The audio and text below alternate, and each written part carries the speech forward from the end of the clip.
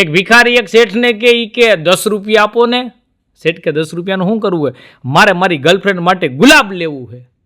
તેની શેઠાણી હતી ને કે જો કે એની ગર્લફ્રેન્ડને કેટલો બધો પ્રેમ કરે હે કે. તો ઓલો કે પ્રેમ નથી કરતો કે પ્રેમ કરી કરીને જ ભિખારી થઈ ગયો હું.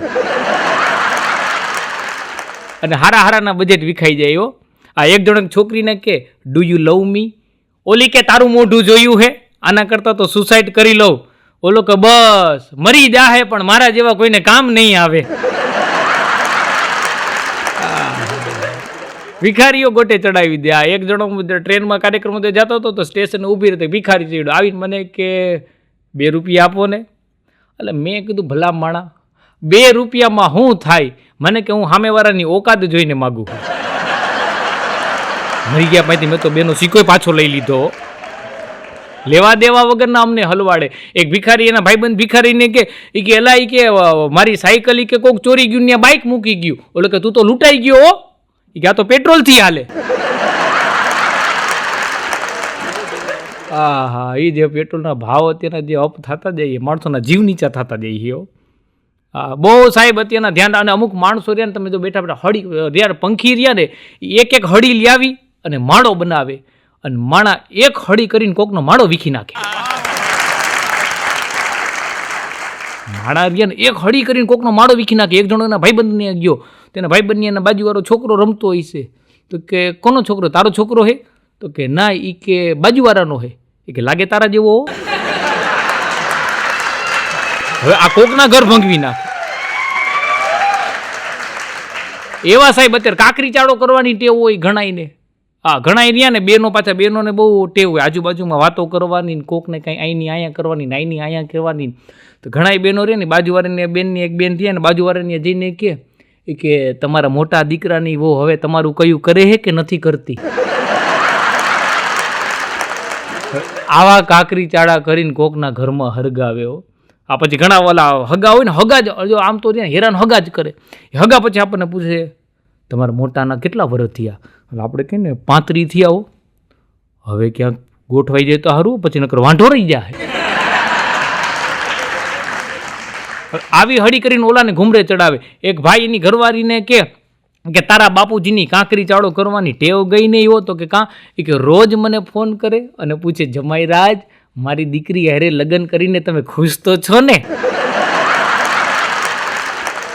એવો ગડગડિયો જડ થઈ જાય. અને જો પછી આપણે અમુક જગ્યાએ આપણે લોનમાં કે હપ્તે વસ્તુ લેતા હોય તો એમાં જામીનની જરૂર પડે તો જામીન મળે નહીં ભાઈ. અત્યારે માન જામીન મળ્યા હોય ને તો ન્યા કોક ઓલાની કાંકરી ચાળો હળી કરી આવે. એનામાં જોજો જામીન પડવામાં એ હપ્તા નહીં ભરે તો પછી તમારે ભરવા પડશે. માન જામીન મેળાવીને છટકાવ્યો. અને માણા એવા અત્યારે અઘરા થઈ ગયા ગમે એને ગમે વસ્તુ બટકાવી દેવી છે. એક જણા પાસે 10 રૂપિયાનો ખોટો સિક્કો એને એમ થયું કે ગમે એને બટકાવી દો. 10 રૂપિયાનો ખોટો સિક્કો પાનવાળાની દુકાને ગયો. પાનવાળા દુકાને જેને કે ધાણાદાર આપો સિક્કો દીધો. એટલે સિક્કો જોયો પછી ઓલા હામું જોયું.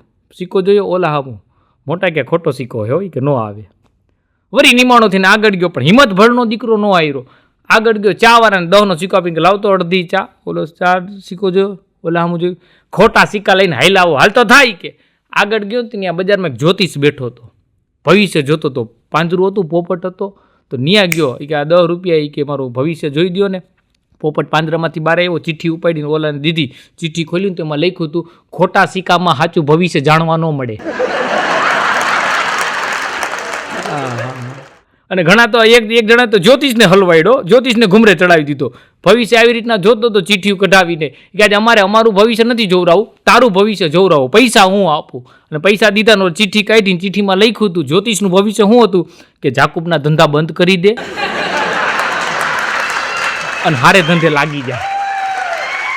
હા એક જણો જ્યોતિષ પાસે ગયો કે ભાઈ કાંઈ લાઈફમાં સારું નથી થતું. એટલે કુંડળીને બધું જોયું ને કે મોટા શનિ નડે હે તને. તો કે એના માટે શું કરવું જોઈએ કે જાપ કરવા પડશે એની વિધિ કરાવી જોઈએ કે 1500 રૂપિયા થાય. ઓલો કે એટલા બધા નથી કે તો શનિ તો તને નડશે જ કે તારી પાસે કેટલા હે કે 5 રૂપિયા હે. જ્યોતિષે 5નો સિક્કો દીધો કે આલે 5 એમાં નાખીને 10 રૂપિયાની સામે ચા પી લે બાકી તું મને નળમાં. લાઈનમાં બીજા ઘણા જોવરાવાળા ઉભા ના આમ જો શનિ તારું નહીં તારા આખા ખાનદાનનું કાંઈ નહીં બગાડી શકે. અને નો જ બગાડી શક્યો. હા, એમાં લગ્ન થાય ને પછી સાસુઓના જે કજિયા રહીએ ને, આમ તો ખરેખર સ્ત્રી પુરુષની કુંડળી જોવડાવે ને એના કરતાં હાહુ વહુની મેળાવી જોઈએ. ગોળધન તો નોકરી કરવા ગયો હોય, ઘરે તો ઓલા લોકોને રહ્યા હોય. એક જણો હજી ઓફિસ હતી, ઘરે આવે ને તા એની ઘરવાળી માથાકૂટ કરે, બાંધવાનું ચાલુ કરે. લે ઓલો કે ભાઈ ઓફિસે આખો દિવસ કે બોસ આયરે ને સ્ટાફ આયરે માથાકૂટ થયું, કામ કરીને કંટાળી ગયો, ઘરે આવીને થોડીક વાર તો માઇન્ડ ફ્રેશ થવા દે. તો ઓલી કે અમે આખો દી એકલા કામ કરીને કંટાળી ગયા હોય, અમારે માઇન્ડ ફ્રેશ ન કરવા?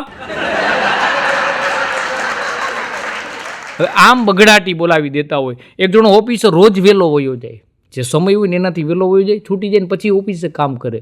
બોસને એમ થયું કે ઓહો, આટલું બધું કામ આ સિન્સિયર થઈ ગયું, કામનો લોડ વધી ગયો. એટલે પૂછ્યું કે ભાઈ આટલું બધું કંઈ કામ વધી ગયું આપણી ઓફિસમાં? તો કે ના મારા હાહુ રોકાવા આવ્યા હે. અને હારાની હાહુઓ ગોટે ચડાવી દે. એક બેન એના હાહુને કે લ્યો સાસુમાં દૂધ પીવો.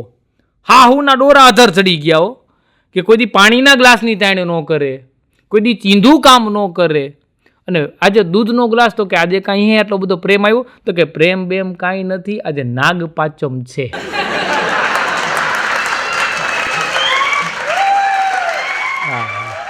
બે બેનપણી વાત કરતી હતી. એક બેનપણી એની બેનપણીને કે તારા માટે ખુશીનો દિવસ કયો? કે મારા માટે ખુશીનો દિવસ છે ને મારી હાહુ કે જાત્રા કરવા ગઈ હતી. કે તો જાત્રા કરવા ગઈ હતી ને તો એ બસ રહીને એ આખી બસ ખાઈમાં પડી. એ મારા માટે ખુશીનો દિવસ હતો. બસમાં જેટલા હતા ને એ બધાય ગુજરી ગયા. તો કે ગમનો દિવસ કયો? તો કે એ જ. કાં? તો કે મારી હાહુ બસ ચૂકી ગઈ હતી.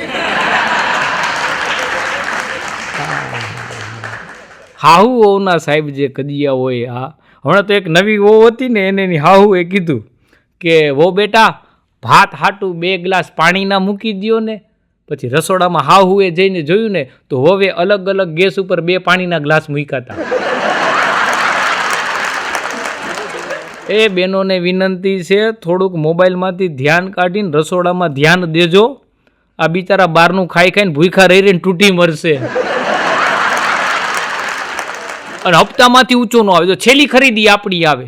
આ પુરુષો જેટલા રહ્યા ને ઇસ્ત્રી ટાઈપ કપડાં પહેરતો હોય, લગ્ન પેલા કુંવારો હોય ને માને ઓર્ડર ચીંધતો હોય કે મમ્મી આ કપડાં મારા ધોઈ નાખજે, આમાં છે જે ડાઘો રહી ગયો, આમાં આમ થઈ ગયો. ઘરવાળી પાસે કાંઈ ન હાલે, એક વસ્તુ ન હાલે. એની અમુક એમ કે શરણાગતિ જ સ્વીકારવી પડે. એક જણાના નવા લગ્ન થયા ને એટલે શરૂઆતમાં લો પ્રેમ હોય. તમે કદાચ બજારમાં જો ક્યાંય પણ એવું દ્રશ્ય જોઈ જાઓ કે ઘરવાળીને ગાડીમાંથી હેઠે ઉતરવા માટે પુરુષ આમ દરવાજો ખોલી દેતો હોય તો એમ જરી સમજતા નહીં કે પ્રેમ કરે છે. કાં ગાડી નવી હોય કાં લાડી નવી હોય. એટલી વાર જ એ દરવાજો ખોલી દે તો એક જણા રહ્યા ને એની ઘરવાળી લગ્ન નવા થયા એટલે શરૂઆતમાં ભૂલું થાય તો જવા દે.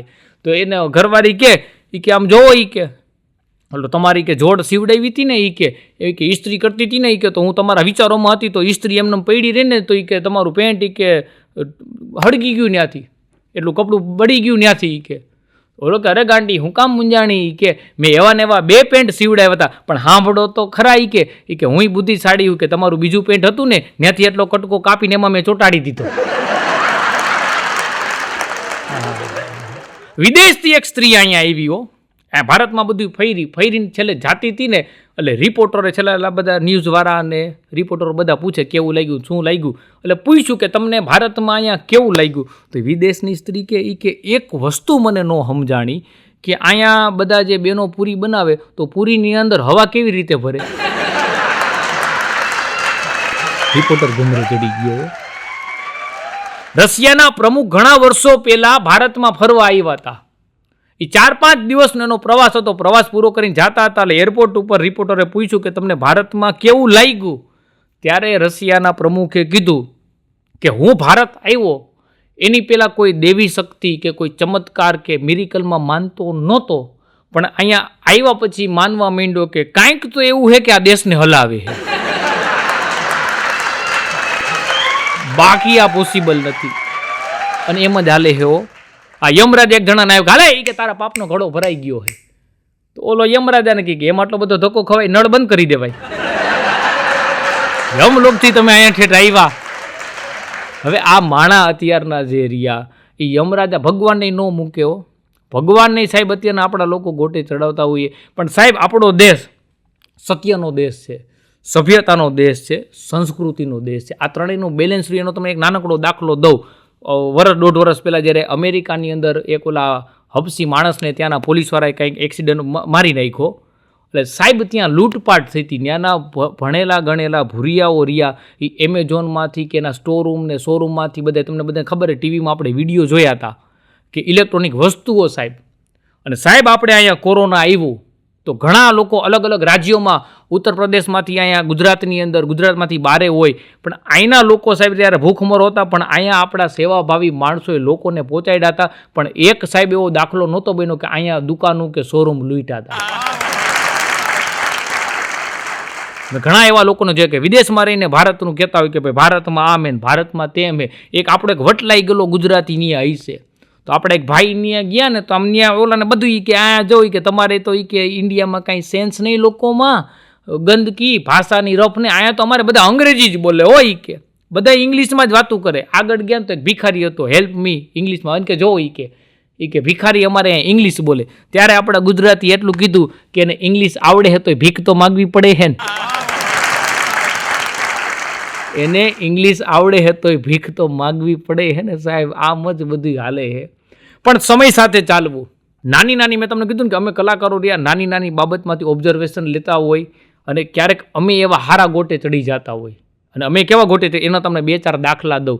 એક જગ્યાએ હોટલમાં ગયો ચા પીવા માટે ગયો ને, એટલે વેઇટર આવ્યો એટલે મને કે કઈ ચા પીવી છે, સેમી સ્પેશિયલ કે સ્પેશિયલ? મેં મનમાં વિચાર્યું કે ભાઈ આપણે મિડલ ક્લાસ ફેમિલીમાંથી આવી, આપણે સ્પેશિયલ છે એવા બધા ખોટા ખર્ચા ન કરાય, સેમી સ્પેશિયલ પીવાય. સેમી સ્પેશિયલ પી લીધી ચા. પછી મેં એને કીધું કે આ સેમી સ્પેશિયલ અને સ્પેશિયલ ચા, આ બેમાં તફાવત શું? મને કે અહીંયા જે લોકો ચા પીવા આવે ને એ કે એમાંથી થોડી જે વધી હોય ને એ સેમી સ્પેશિયલ. મને તો ન્યાન ઉલટી થઈ ગઈ. હા, એક જગ્યાએ હોટલમાં ગયો, ચાનો ઓર્ડર દીધો. ચા વેઇટર ચા લઈને આવ્યો તો ચામાં માખી હતી. ચામાં માખી છે તો મને કે 10 રૂપિયામાં હાથી ઘોડા ન આવે. હા, હોટલમાં કાને ચાવાળા અઘરા હોય. ચાવાળાને નાના સમજતા જ નહીં. આ એક જણો રહ્યો ને એ ચાની હોટલે ઊભો હતો, એમાં વરસાદનું વાતાવરણ થયું, વરસાદ પડ્યો કે પડશે તો એવું થયું ને, એટલે ઓલો ત્યાં ઊભો હતો ને એની પાસે કંઈ પૈસા નહીં, કંઈ ઠેકાણું નહીં. એટલે ચાવાળાને કે મોટા તું હમણાં હોટલ બંધ કરીને વયો જાય, આ વરસાદ જેવું થઈ ગયું હે, મારે રહેવું ક્યાં? એ કે ઓલો કે વાત સાચી. તા એક બેન ત્યાંથી નીકળ્યા ને એના હાથમાં છત્રી હતી. તો કે મોટા એ કે ઓલા બેન છત્રી લઈને જાય છે ને એ કે, તો એની છત્રી કે ખેંચી લે, ચોરીને ભાગ. તો કે કાં?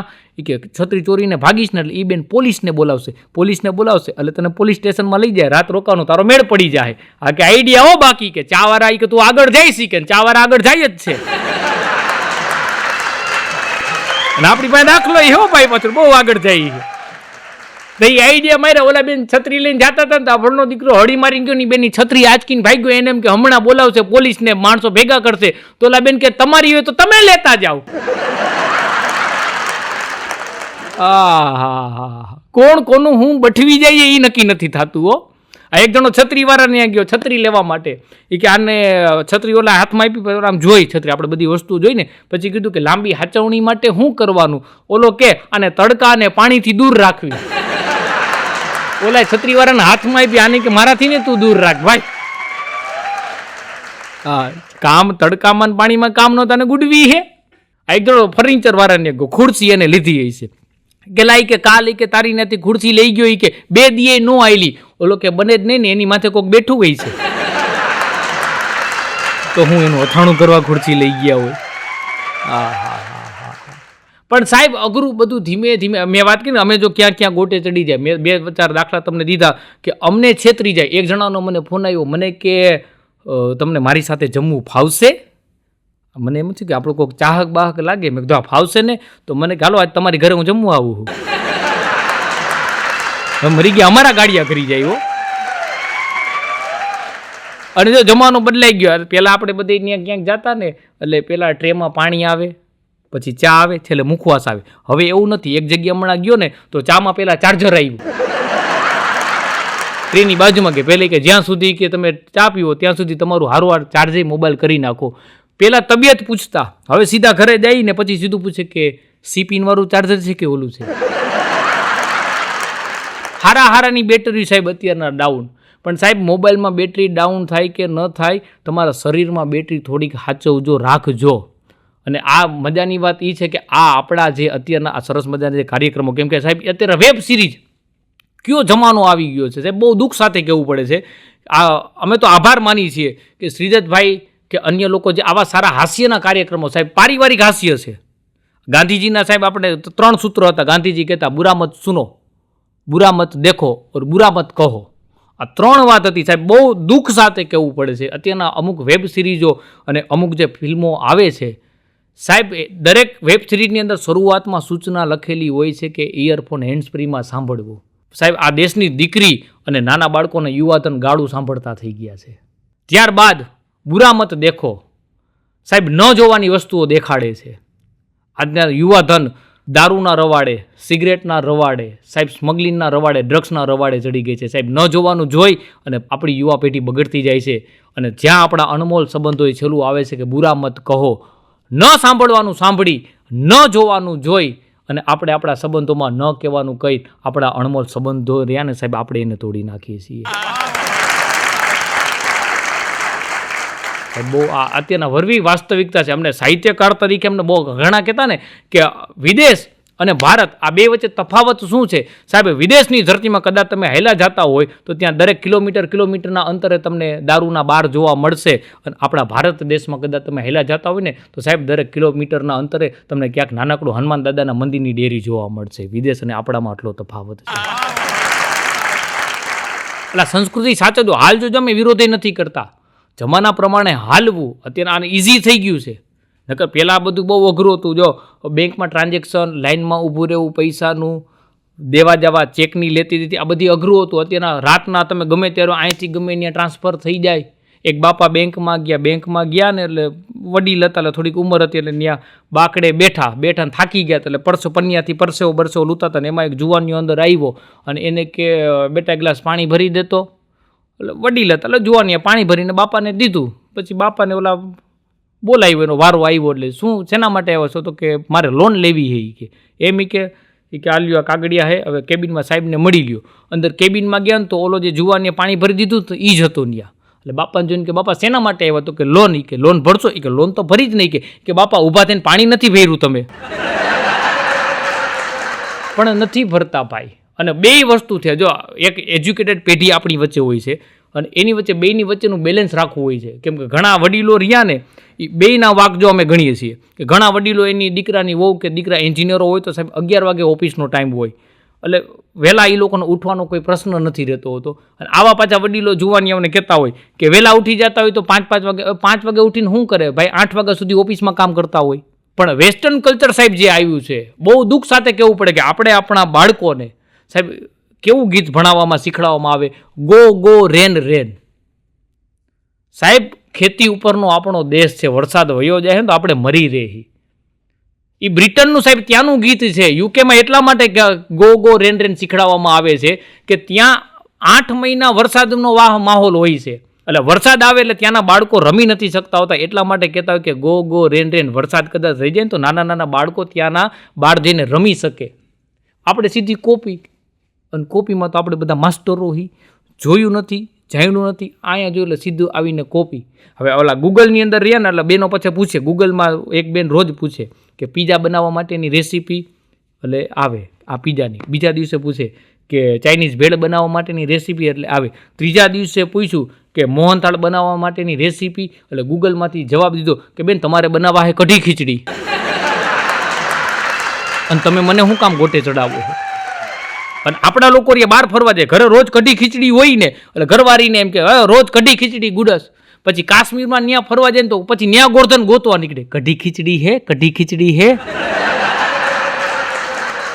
હવે ઘરે જ હતું ઈ. અને ગુજરાતી રહ્યા ને સાહેબ, ફરવા થાક ઉતારવા માટે બહાર ફરવા જાય અને ફરીને આવે ને એનો પાછો 8 દી થાક ઉતારે.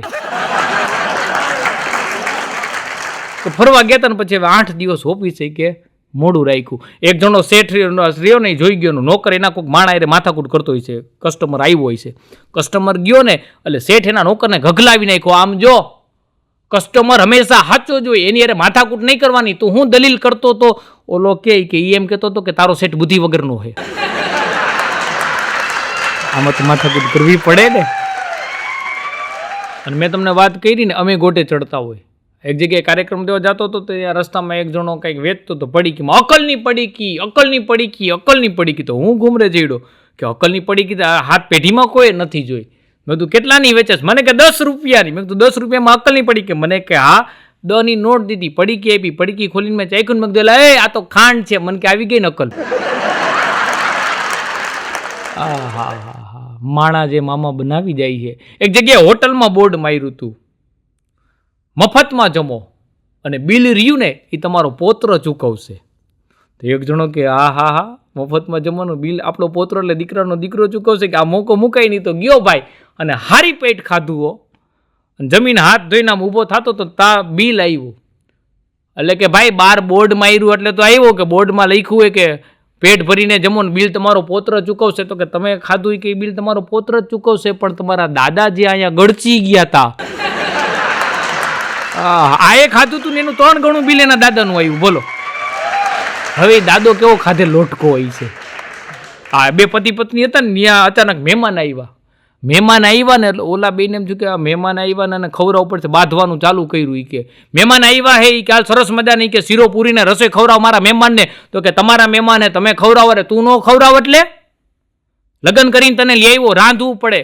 એ કે તમારા મહેમાન હે કે તમે ખવડાવી કે તો કે વેતીની થઈ જાય, તારા બાપની ઘરે વહી જાય. કે હા હાલતી થઈ કે કપડાં બાંધી નહીં. કે તો પોટલું વારીને હાલતી થઈ. મહેમાનને એમ થયું કે આ ખોટા સમય હવાઈ ગયું. તો મહેમાન આવી ગયા કે હાલતી થઈ ગઈ કે ઊભી રે, ધોકે ધોકે મારી નાખું. મહેમાન આવ્યા ને વહી ગઈ કે મારી આબરૂની પથારી ફેર્યું. ધોકો લઈને થયો વાહે. મહેમાને મુઠ્ઠીઓ અડ્યું. એને એમ થયું કે ઓહો કે મરી ગયા આમાં. તો એ 2 જણા ગયા ને પછી નદી કપડાં ધોઈને કાન વાતું કરતા આવ્યા. એ કે હું કેવી હોશિયારી, કે મહેમાન આવ્યા રાંધવું ન પડે તો ખોટે મારા બાપુને જવાનું કહીને કે કપડાં લઈને કેવી હાલતી થઈ ગઈ. ઓલો કે તારા કરતાં હું હોશિયારી, કે તું ધોકો લેતાય ભૂલી ગઈ હતી. કે મારે ખોટે તને મારવાના બાને એ કે ધોકો લઈને તારી વાહે દોડવું પડે. તો મહેમાન મેળા ઉપરથી હેઠા આવ્યા કે હું ખોટું ગયો તો.